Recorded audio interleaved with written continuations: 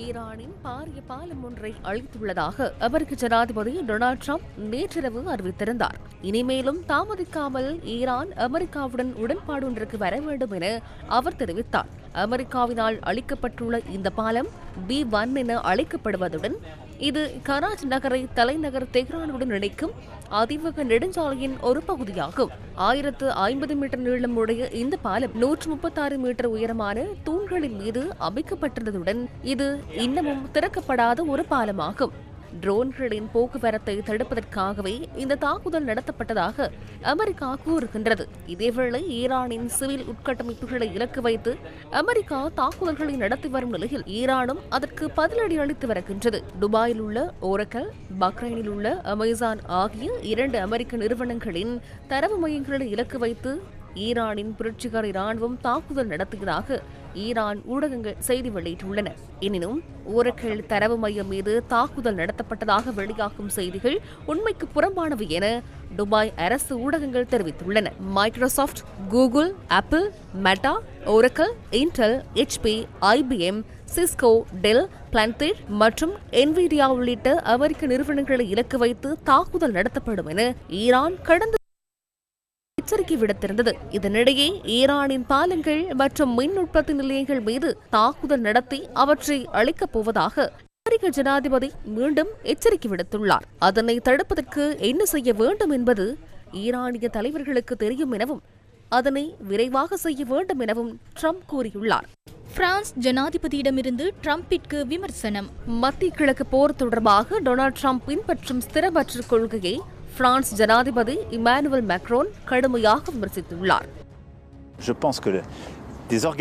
இப்போதைய தேவையான ஸ்திரத்தன்மை, அமைதி மற்றும் சமாதானம் ஏற்படுவதே என நான் நினைக்கின்றேன். இது வெறும் நாடகம் அல்ல. நாம் போர் பற்றியும் சமாதானம் பற்றியும் பேசுகின்றோம். மனித உயிர்கள் பற்றி, எமது நாடுகள் இருக்கும் நிலை மற்றும் அவற்றுக்கு ஏற்பட்டுள்ள அபாயங்கள் பற்றியும் பேசுகின்றோம். மேலும் எமது பொருளாதாரம் பற்றியும் பேசுகின்றோம். அமெரிக்கா, ஐரோப்பா, ஆசியா என அனைவரும் இதன் விளைவுகளால் பாதிக்கப்பட்டுள்ளனர். ஆதலால் இதில் நாம் இது தொடர்பில் இன்னும் தீவிரமாக சிந்திக்க வேண்டும். எமக்கு உண்மையில் ஒரு பொறுப்பு இருந்தால் இன்று ஒன்றை கூறிவிட்டு நாளை அதற்கு நேர்மாறாக ஒன்றை கூறக்கூடாது. அமெரிக்க ராணுவ படை தளபதிக்கு என்ன நேர்ந்தது? அமெரிக்க ராணுவ படை தளபதி ஜெனரல் ஜோர்ஜை உடனடியாக பணியிலிருந்து ஓய்வு பெறச் செய்ய பாதுகாப்பு திணைக்களம் தீர்மானித்துள்ளது.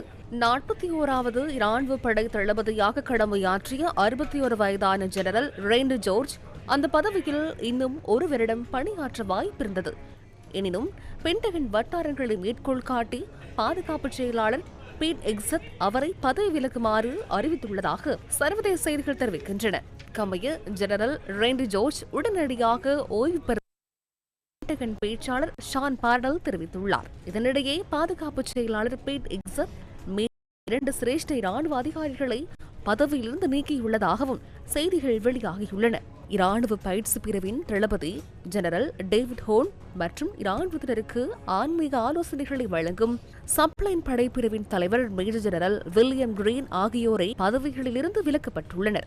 அமெரிக்க சட்டமா அதிபரும் நீக்கம். அமெரிக்காவின் சட்டமா அதிபரான பாம் போண்டி அவரை அந்த பதவியிலிருந்து நீக்க ஜனாதிபதி டொனால்டு டிரம்ப் நடவடிக்கை எடுத்துள்ளார்.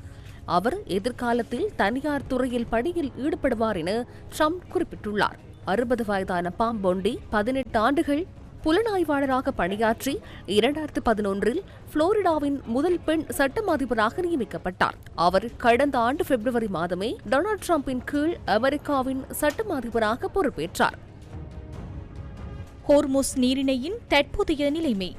3 ஓமான் கப்பல்கள் ஈரானிய கடல் எல்லை கப்பால் ஹோர்முஸ் நீரிணையை நோக்கி பயணிப்பதாக கப்பல் போக்குவரத்து செய்தி பத்திரிகையான லாய்ட்ஸ் லிஸ்ட் செய்தி வெளியிட்டுள்ளது. அவர்களது கண்காணிப்பு தரவுகளுக்கு அமைய 3 ஓமான் கப்பல்கள் லாராக் தீவுக்கு அருகிலுள்ள ஈரானின் அங்கீகரிக்கப்பட்ட கடல் பாதையிலிருந்து விலகி ஹோர்முஸ் நீரிணையூடாக பயணிப்பது அவதானிக்கப்பட்டுள்ளது. ஐக்கிய ராச்சியத்தை தளமாக கொண்ட அந்த ஊடகத்திற்கு அமைய இந்த கப்பல் குழுவில் 2 பாரிய எண்ணெய் தாங்கி கப்பல்களும் ஒரு இயற்கை எரிவாயு போக்குவரத்து கப்பலும் அடங்கும். இந்த கப்பல்கள் வெற்றிகரமாக நீரிணையை கடந்தால் கடந்த 3 வாரங்களின் பின்னர் அந்த கடற்பரப்பில் இருந்து வெளியேறிய முதல் கப்பல் குழுவாக இது அமையும். ஐக்கிய நாடுகள் பாதுகாப்பு சபையின் கலந்துரையாடல்கள். ஹோர்முஸ் நீரிணையில் கப்பல்களின் பாதுகாப்பை உறுதி செய்வதற்கான பிரேரணையின் மீது இன்று நடைபெறவிருந்த வாக்கெடுப்பை ஐநா பாதுகாப்பு சபை நாளை ஒத்திவைத்துள்ளது. உலக மசகு எண்ணெய் இயற்கை எரிவாயு விநியோகத்தில் ஒரு பங்கு கொண்டு செல்லப்படும் இந்த முக்கியமான கடல் பாதையில் வணிக கப்பல் போக்குவரத்தை பாதுகாப்பதை நோக்கமாக கொண்டு பஹ்ரைன் சமர்ப்பித்த பிரேரணை தொடர்பில் பாதுகாப்பு சபையின் 15 உறுப்பினர்கள் இங்கு வாக்களிக்க உள்ளனர். எனினும் இந்த பிரேரணை நிறைவேற்றப்படுவதற்கான வாய்ப்புகள் மிக குறைவு என கருதப்படுகின்றது. ஏனெனில் வீட்டோ அதிகாரம் கொண்ட பாதுகாப்பு சபையின் நிரந்தர உறுப்பினரான சீனா அதிகாரத்தை பயன்படுத்துவது தொடர்பில் குறிப்பிடப்படும் எந்தவொரு பிரேரணையையும் தான் எதிர்ப்ப தெளிவாக தெரிவித்துள்ளது.